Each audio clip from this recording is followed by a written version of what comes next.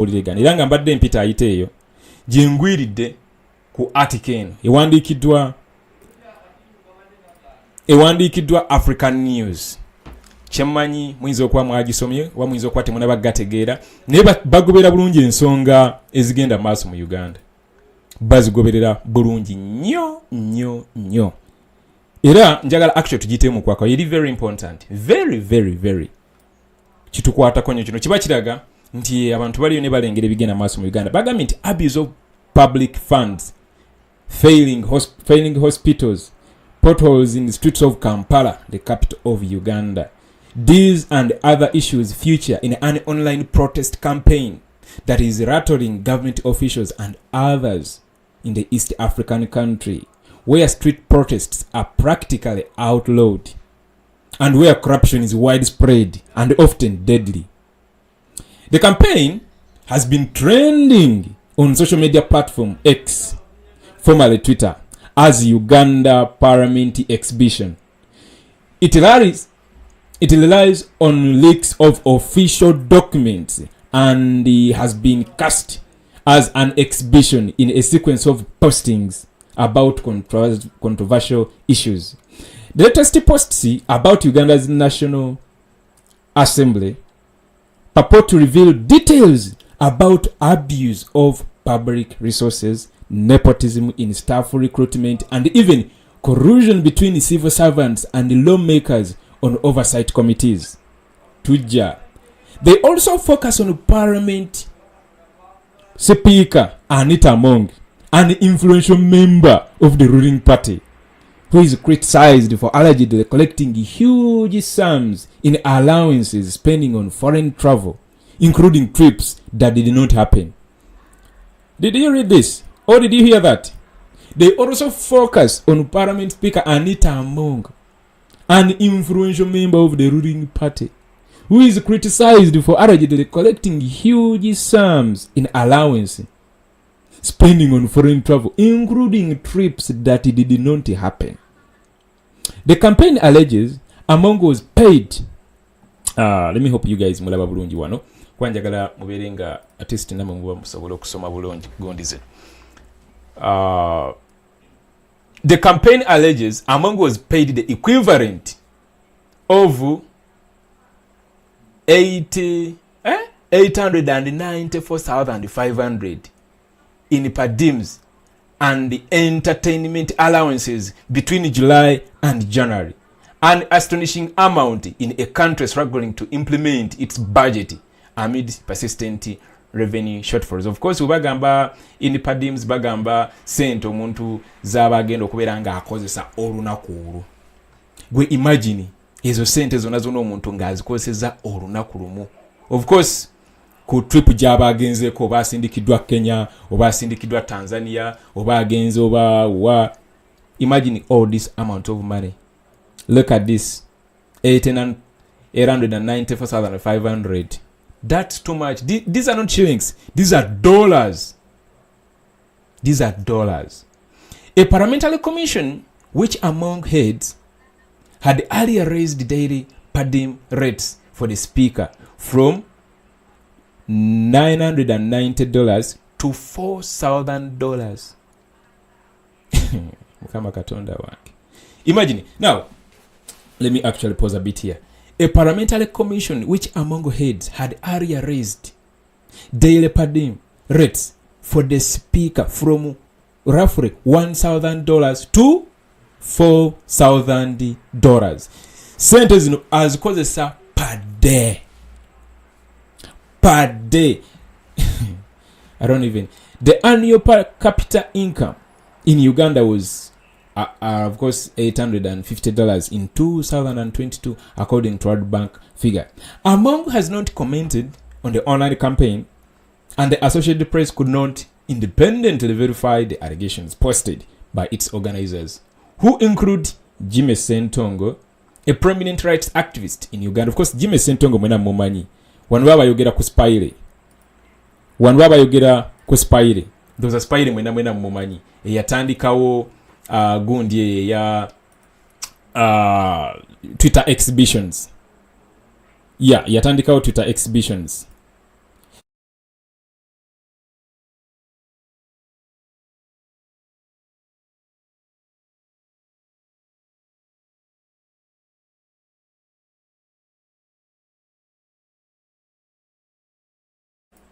Alright, sagala system yange nkyankalaneko wano. So ndowooze mumpulira bulungi. Let's continue. Mbaddewa wano, let me see. Chris Obore. Among has not commented. Of course, Among tasobola commentinga ku gundi zino kuba kimanyi kimulya. Era tayinza na kumala budde. Wakyogererako of course aba just pretending abo pretendings. Aba pretending abo pretendings naye nga tewali na kimu kyayinza kwogera on this issue. I can confirm to you toyina na ddoboozi nali muli ogenda kuwulira liva mu Among.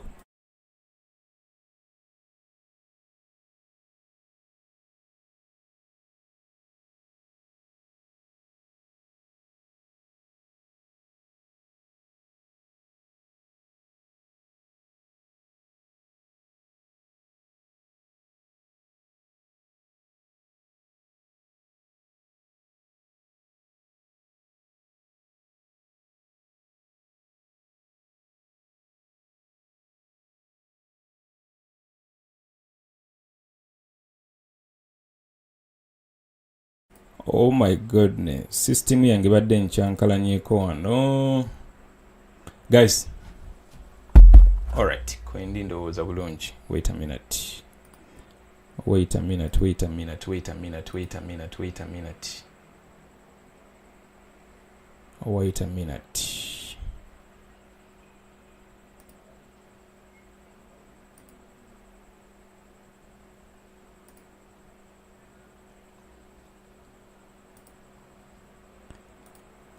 Okay, manyi ebyuma by'abazungu bino bigenda nabisobola bigenda nabikyankalana nobeera nga tomanyi nga Facebook lwaliro egenze nevaako. By the way, kamba diverting mu katono nnyo.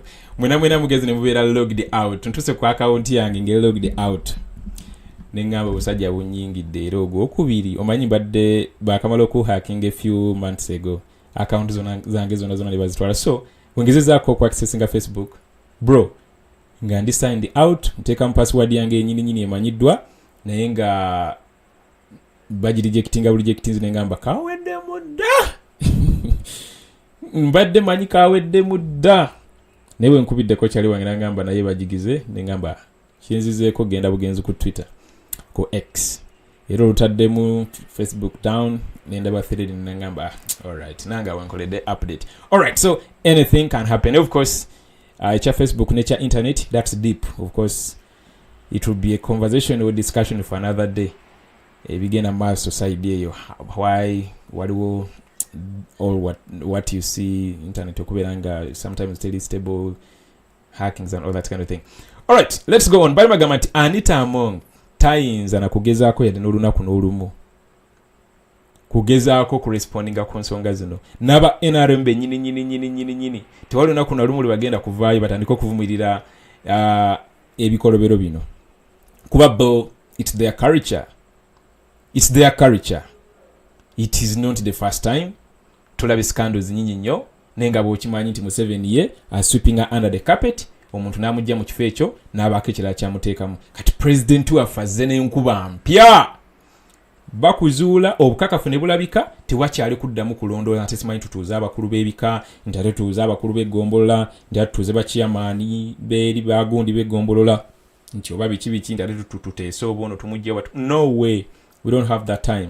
Okoze ensobi etteeka likulagira kukola ki?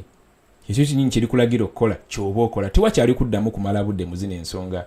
Newunyanya abasajja abakulu babitaddemu oluzungu lungi, babitaddemu kwegamba obukulukulu bungi nnyo ne babiteekamu n'oluzunguzungu lungi nnyo. Etteeka liragira ki? Oli mukozi wa gavumenti osangiddwa nga okozesa obi office yo oli owengeginze mu meetings nga their aim ziyamba gwe sekinoomu. Etteeka liragira ki? Va mu office eyo oba kugagugwa gwe mulundi gwo gusembye okubeera mu office eyo olukwatibwa. Kyekyo president waffe kyakoze. Tewali kuddamu kulonza tebirimu byakutuuza bakikaate simanyi ab'enganda simanyi ab'emikwana simanyi ab'egombola ate simanyi twebuuze ku bataka ate simanyi biki. Bagundi temutubuzaabuza. Era kibona yagambye this is a moral issue. Alright, the online protest Of course, yeah. Chris Obore, a spokesperson for the National Assembly, said in a statement that Parliament acknowledges concerns raised in the ongoing Uganda Parliament exhibition on the institution. In the spirit of openness, accountability, and transparency, we are duty-bound to study the specifics of all concerns and conclusively address them, he said without elaborating. Of course, he cannot elaborate. The government of dictator Yoweri Museveni. The government of dictator Yoweri Museveni, who has held power in Uganda since 1986, has long been accused of shielding corrupt but influential officials from criminal prosecution. After his re-election to a 63rd term in 2021, Museveni promised to crack down on corruption. Let me rephrase this, how they should have actually put it. After stealing the recently concluded sham election of 2021, which actually marked his 63rd term in the office, maybe the Museveni promised to crack down on corruption. But many Ugandans are not hopeful. Local media outlets frequently report on corruption issues, but activists, opposition figures, and others who try to stage street demonstrations face arrest under a law that requires them to first notify police of their plans to rally. Of course, they have all facts about us. This is African news. This is not Daily Monitor. This is not Nile Post. This is not jbmuwonge.com. This is African news. The online protest movement has become significant for its ability to name and shame specific individuals before an attentive audience. I like this. Now, the audience they're talking about, it's you who is watching this live video.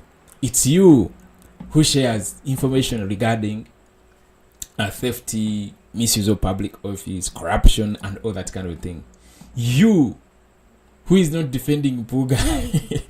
That is the attentive audience African News is referring to. That the online protest movement has become significant for its ability to name and shame specific individuals before an attentive audience, said Maron Agaba, head of the Anti-Corruption Coalition Uganda watchdog. In a country where civic space has been shrinking, citizens are finding alternative and innovative ways to express their displeasure in terms of how the country is being governed, he said. This campaign also shows the power that the new media has in shaping discourse on governance. Now, actually, before I even continue, let me shed more light on this. This is what I was communicating on TikTok today. Nti basajja bakulu bano batwegenderezeemu, tuli bakambwemu olw'ensonga tubawadde obudde bungi nnyo okutereeza eggwanga lyaffe, naye kye bakoze kwe kudayininga ne bawayininga ne dikiteeta. Mu kafuba ako bakoleddemu ensobi ezirwisizaawo enkyukakyuka eno gye twagala nga Museveni yakatukalakata kati emyaka 38. Kati ensobi ze bakoze ate kati ffe ze tuli mu kukola ki? Ze tuli mu kutereeza. Abandi badde bamobilizinga currently. Abandi badde bali deep down the villages. Tuli ku nsobi z'abaana abasajja. Kati batwegenderezeemu eno generation endalamu. Badde bamanyidde ebire bya Museveni ebyokukwata ba corrupt officials ne babagiraagiramu bwe bati.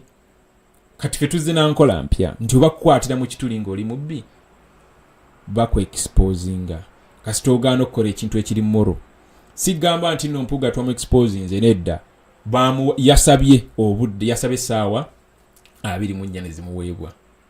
Era n'ategeeza nga bw'agenda okukola ki, naye adamantly n'akola ki, n'agaana. Kati gw'oyagala ffe tumubikkirire ng'agaanye. Mu kwennyonnyolako kwe ngaze ku media, his first interview nga wandigambye nti no, this is going to be the interview of the century in revealing the facts behind this act.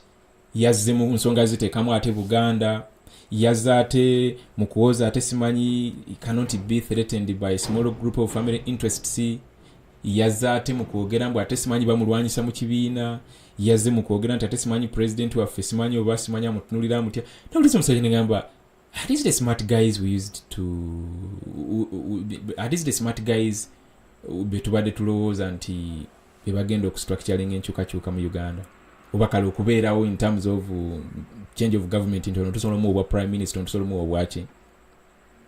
Ningamba twalimbibwa just Masuuti. Kyolanga oli nagamba nti Amasuuti tegabalimba. So tuli bakambwemu, twajja na nkola mpya era yene enkola empya.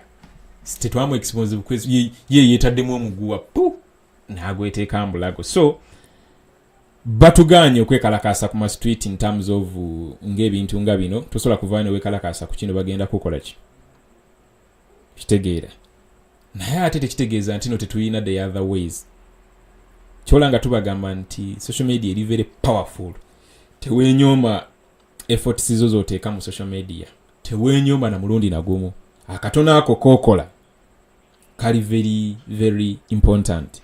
Genda maaso ng'okakola ojja creating a difference gwe gy'olijjo wali tosuubira. So kati ani yanditegedde nti tusobola okukozesa Twitter oba social media to exposing abasajja bano to the point nti ne balumibwa n'okulumibwa.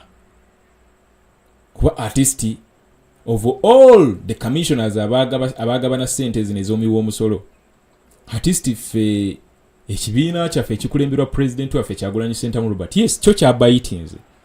Yes, artist kyo kyavuddeyo ne stand kigamba ate kigenda kubikkirira meeting twatudde nayo ne tuteesa bwe tuti omukulu yaganye Uganda bibi n'ebiriwo yadde alina kukola bwati ekyasabiddwa kyekyokukola bwati alekulire kuba it's the moral thing and a leader akoze ensobi kyaba alina okukola. So anyway tugende wano ku the last 3 sentences of this article. The Uganda Parliament exhibition has also cast a wide net. The Uganda Parliament exhibition has also cast a wide net, seeking evidence of wrongdoing among both government and opposition figures. Mathias Mpuuga kabaka mwanga neno bamutegedde dda neno bamutegedde dda neno bamutegedde dda bagano ti Uganda Parliament exhibition batochi mu parliament wetu byetochi wetu mu parliament naye kachicha gwejeyo kazambi waba NRM nejja ne kaza gatesosola batochi nesooka ekule ekuba mu tochi Uganda Parliament exhibition nesooka nekusengejja bulungi oli mu kayero oba ka green oba kali akamyufu ka UPC oba oli mu kamyufu ka NUP kokka oba oli mu olukiragala bagenza osanga nga Mpuuga akyalimu ka kiragala alimu akakyenvu ate alimu n'akamyufu ate ezo kala zonna tezimikisinga. Wezimikisinga tewali n'omu ayinza kuwonawo era yensonga lwaki tuli wano. Ezo kala tezimikisinga tosobola gatta kyenvu ogatte green ne red. Mu byofuzi bya Uganda tezimikisinga currently. So musajja yabagamba wano Mathias Mpuuga, a former opposition leader in the National Assembly, was said to have received $131,000 service award for his work in Parliament. Mpuuga denies any wrongdoing, but another opposition figure who nominated Mpuuga to the parliamentary post is accusing him of abuse of office. If we allow that corruption to get into us, then it's going to destroy us, said Kyagulanyi Ssentamu, a popular singer who is also known as Bobiwine, speaking to a local broadcaster NTV on Monday. Whenever huge sums of money exchange hands, there is something that is big, there is something that's being given in exchange, he said. Yeah, and that was the article. Of course, also gonna nogisanga ku www.africannews.com. Of course, ne platforms endala of course zawandise ku nsonga eno bulungi nnyo of course era nga ziimira wamu n'Abannayuganda. Ziimira wamu n'Abannayuganda kubanga tewali platform n'emu eyinza ku advocatinga oba eyinza kale kukwekerera buli bwanguzi kiba kimalamu amaanyi era kiba kyennyamiza. So that was the article. Kugamba sologano ogisanga www.africannews.com. Era bagimaliriza bulungi ne quote ya president oba ne message ya president we yabadde nga aliko NTV nti buli wosala deal in brief mu simple terms nti buli wosala deal nga zino nga zirimu okuwanyisiganya ssente kugamba bibeera bya mpankuwe bibeera bya mpankuwe mpa kino nkuwe kiri oba okitegeera tukuwa abasibe abali mu komera olekerawo tuvuganya oba okitegeera tukutemera amajja osirika oleme kuddamu kwogera ku byabufuzi tukutemera amajja oleme kuddamu ku advocating for change kwegamba bibeera bya give and take. So in this context era buli muyeebuuza ono ye yawaayo ki? And it's a very big question. A very big question. Bw'ogendako ku Twitter, TikTok or Twitter. Bw'ogendako ku Twitter, osobola ogenda n'oteekamu thread eyo. Thread eyo ya Uganda Parliament exhibition. Yino eriko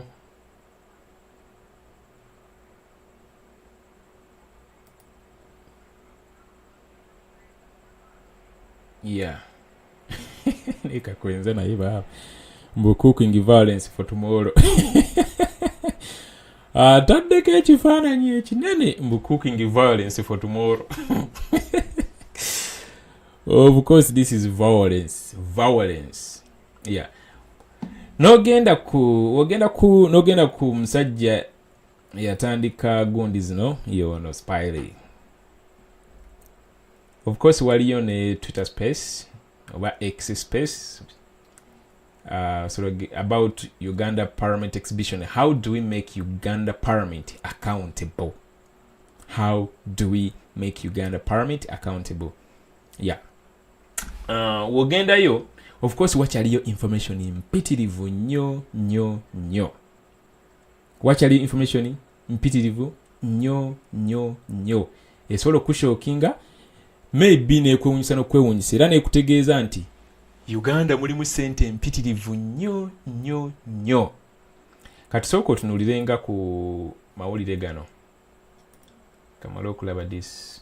With above, I think some of us are going to resort to committing suicide. Surely this world isn't for some of us. Oh my God. This document of course was kangende profile yange yenyini nagisharinze from omuntu eyagikoze eki that is Agatha Ataile. Yeah. Of course ono Medadi Segona yagambye simanyi obusente butono nnyo si bubadde bugenda okulakulanya Uganda. Honorable Medadi Segona, there is someone who is looking for 1.1 million to pay school fees and unfortunately cannot get it. He or she is questioning why someone is getting 500 million. Nayongerako n'agamba, we serve at different levels and levels have their different terms. Oh my goodness. Olwakalakino lebenga agamba nti obusente butono nnyo. Asi bwabadde bugenda okulakulanya Uganda tulina ku advocating resources zaffe zikwatibwe bulungi and all that kind of thing. Now of course bano bo bali ne Mpuuga tibayinza muvaamu. Okay, here's the thing. Kimbale njagala bakoraki. Agatha agamba, recently I told you here that the Financial Intelligence Authority was interrogating staff of Parliament who receive money on their accounts on behalf of the Speaker. Today I will start to share those details. It is said that on average the Speaker spends about 400 million a week. Kabaka mwanga. Oba mpulidde bulungi? Owulidde bulungi ekyo? Kamale notereza akantu kano bulungi. tuyite mu document eno bulungi yiyo njiina wano of course nagiseeyo dda ino ngenda balaga bulungi nekambeeko wano kensooka okutereezaamu wano katono nina kenjagala otereezaamu wano buli omu abeere nga alaba bulungi nga artist nga buli omu alaba bulungi kandabe yeah let me do it like this. Where is X? Okay, here it is. Kati kamale okubeera nga nkatereeza wano bulungi ndi mu kugezaako okutereeza wano screen scrolling nga naawe kenyini nyini okola ki olaba bulungi buli kimu ekigenda mu maaso. Oh my goodness. Yeah, kangira mba wane kadot. Yeah. Yeah.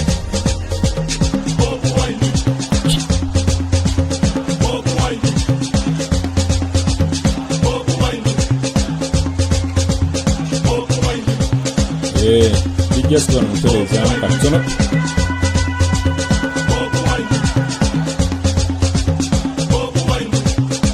All right. Those ladies up.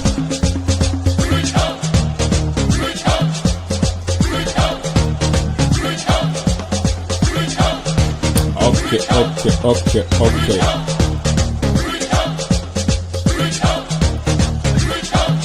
All right. Yeah, kino kyembadde njagala ndowooza kati artisti ndowooza kati mulaba bulungi right. Document yeno osobola action okuyisaamu amaaso document yeyo sobola naawe okuyisaamu amaaso naye tuddeko wano. Agatha akugamba nti recently yabagamba nti the Financial Intelligence Authority was interrogating staff of Parliament who receive money on their accounts on behalf of the Speaker.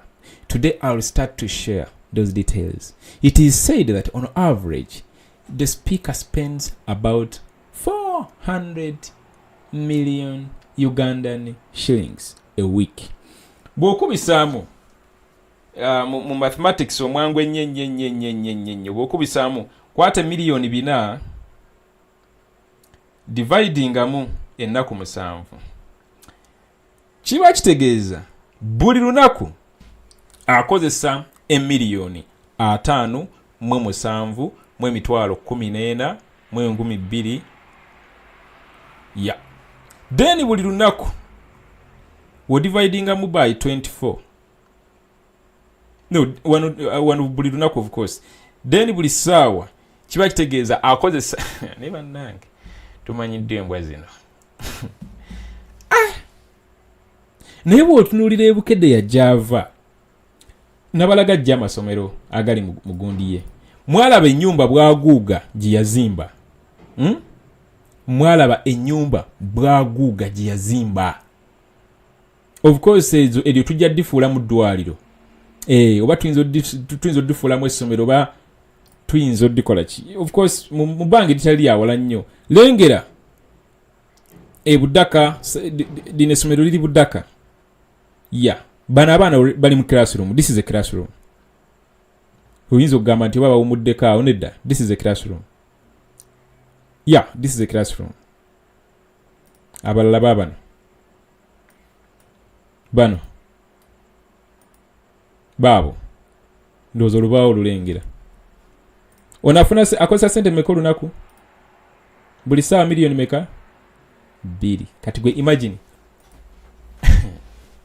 anyway tweyongereyo naye nga extract eno ekulaga abamu abafuna sente zino na sente mmeka zibafuna kanzireete wano bulungi nnyo zino bw'otunulira document eno ogirabanga eriko date eriko voucher eriko activity eriko n'amount eriko n'omuntu aliceivinze sente zino ono bamuyita Adilo Daniel kati ate ono ye ndowooza eno of course eno page yokka currently yeri mu kusharingibwa naye kuliko amannya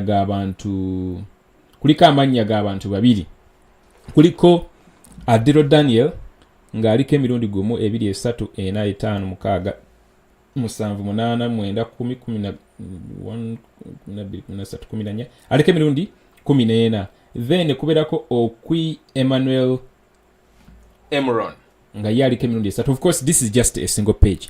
Naye bw'otunula ku date njagala weetegereze bulungi. Bw'otunula ku date yiyo 2023 mu February wa 2023 up to mu April wa 2023. Voucher yiyo activity yegenda okuba enkulu. Kati sente ziri mmeka? Buno buli obukadde 5. Obukadde buno 5 bwali bugenda kukola ki? Being advanced to cater for community consultations engagements in actually sub-region to bridge a gap between parliament and the people. Oba ofuna bulungi ne activity bukadde ameka? Bukadde 5. Kati activity endala this is February nga 8. Era February nga 8 activity endala being advanced to cater for field demobilization activities for local leaders in selected districts of Eastern Uganda. Bukadde bumeka? Bukadde 75. Date ki? 8. Still mwezi gwa 2 mwaka ki? 2023. This is the same day. Tugende ku gundi endala wano. Activity yokusatu eriko sente meka? Eriko obukadde 10. Eriko obukadde 10. Being advanced to cater for field assessments to evaluate the Right Honorable Speaker's flagship empowerment to support the girl child. Wow. Gunono musologo. You guys, this is the tax that you pay. Zezino sente zosasula. Zezino sente zosasula. Obango oli wabweru wa Uganda ng'osindika sente Uganda. Maaka apweyo gye bakutemako yeno. Obeeranga oli Kyannamukaaga, obanga oli Arua, obanga oli Ggulu, obanga oli Masaka, oba oli Kampala, oba oli Mbarara. Ng'olya era ng'onywa. Of course buli ky'ospendingako kubeerako markup egenda mu nsawo ya gavumenti. Ezo sente gwe musolo ogulina okutuddizibwa mu services ng'enguudo, ng'amasomero amalungi, ng'amalwaliro n'ebintu ebisigadde birala. Ne mu region yo bimeka ebiriyo, how many international schools eziriyo, how many government schools eziriyo era nga ziri ku standard nga ne minister asobola okutwalamu omwana we. You know, zino sente engeri gye bazeegabiramu. Kati byebino ebintu bye tulina okujja ne tubakola ki? Ne tubabuusa. Maybe munaafuna ku busungu. Oba okitegeera? Maybe munaafuna ku ki? Ku busungu. Tuyongereyo. Eyo badde just activity meka? Ya kusatu. Bigenda kola ki? Million meka? Million 10. Sigenda kola ki? Tugende ku date yemu nno jjukira. Kadden tugenze mu April. Ono no muntu yeomu. Katuli mu April mwezi gwa 4. Nganya. Being advanced to cater to carry out speakers' activities of evaluation of the impact of corporate social responsibility. Milioni meka zino? Zizo milioni 36.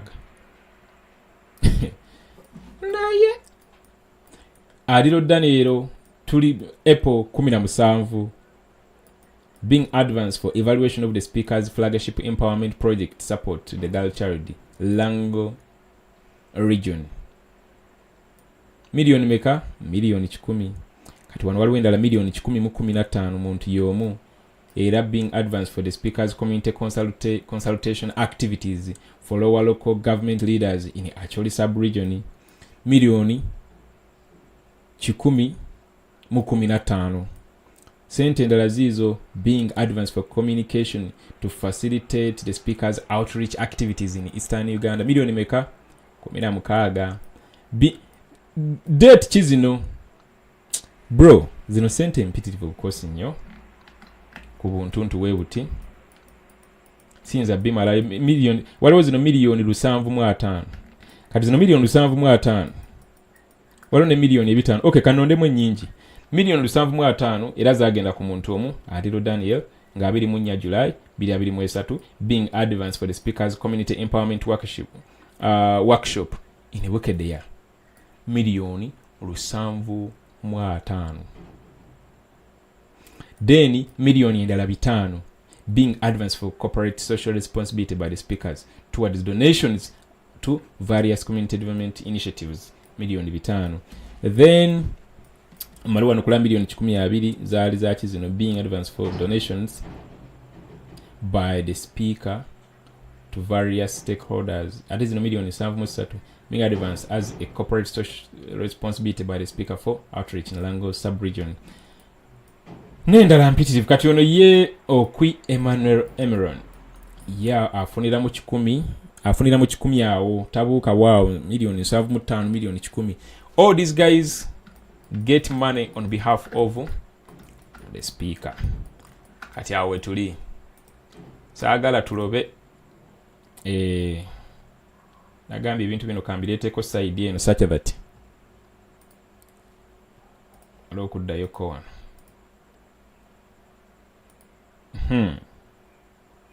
kwe tuli bulungi ndoza kwe muli bulungi. Njagala ogende ku Twitter oteekemu ekigambo kino, kiraba kino, ekigambo kino kyoba oteeka mu Uganda Parliament Exhibition, Uganda Parliament Exhibition. Ofollowinge bulungi thread, ofollowinge bulungi thread. Daniel Kauma agamba kiwana agambye, this situation is a tragedy for our nation. I express my gratitude to all the brave individuals who have shared this information of corruption in the parliament with the public. The crucial question now is what will happen to those involved? The crucial question now is what will happen to those involved in corruption? Will the state have the political will to uphold accountability? Even among their top NRM officials, do the voters in Uganda possess the capacity to prioritize long-term reform and address the issues of wasteful spending over short-term bribes? This dilemma is one of that all of us in Uganda must confront. While history may record that we received the information, the key question remains, will it also reflect that we took decisive action? This is our leader, the National Unity Platform leader in the diaspora. That is Daniel Kauma. Abuuza era agambye nti yebaza nnyo, of course abantu abavuddeyo ne basharinga information eyo eriffe, era yebaza oli yenna atekinze initiative okuvaayo n'agamba omanyi ekimala, let me expose what is going on inside the parliament. Naye the biggest question eri nti NRM egenda kubeerako ne kyekola? Of course the answer is no. NRM tegenda kubeerako na kyekola ki? Na kyekola. Then kuba this is not news to them, bebabikola bayimanyi bulungi, mukimanyi Museveni gwakwata amuzibikira buzibikirize. Then na kugamba ekirala naye wadde information bagitutuusizaako, fe tugikozesezza ki fe bana Uganda? Information eno kinatuyamba ki? Kati kino kye tuli mukola nti at least kuffe twatekinze action, era president waffe wamu ne tiimu ye ne bakola ne batekinga decision ku Honorable Mathias Mpuuga, era olukiiko ne lusalawo the moral thing ky'abalina okukola kwe kuresigninga. Ne bamuwa omugwa yeetugeyeka, era n'amugamba gwe alina okuvaayo no breaking amawulire ago, ffe nga tunaba kuvaayo olw'ensonga twagala ekifaananyi kyo kireme kufa ate n'ekifaananyi ky'ekibiina. N'agaana era NUP kwe kuvaayo n'ekola ekiwandiiko. Kati ffe abantu tetulina kusiitirisa, tetulina kubikkirira, era owulirayo omuntu ng'awolerezaawo, owulirayo omuntu nga ali awo tategeera bigenda maaso, mugambe agende maaso nga akola research about this. Agende ku Twitter, nga bwe nkugambye genda bugenzi ku Twitter, mbikolaga wano live kubana bagamba eno show yange ebeera live, mbikola in real time, bino tebiri pre-recorded, we are live in real time.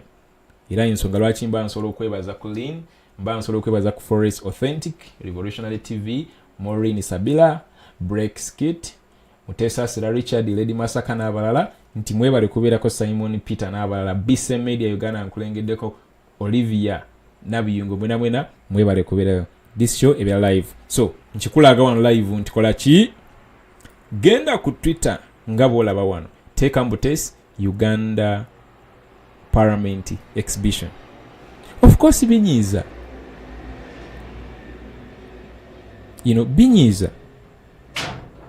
binyiiza nnyo.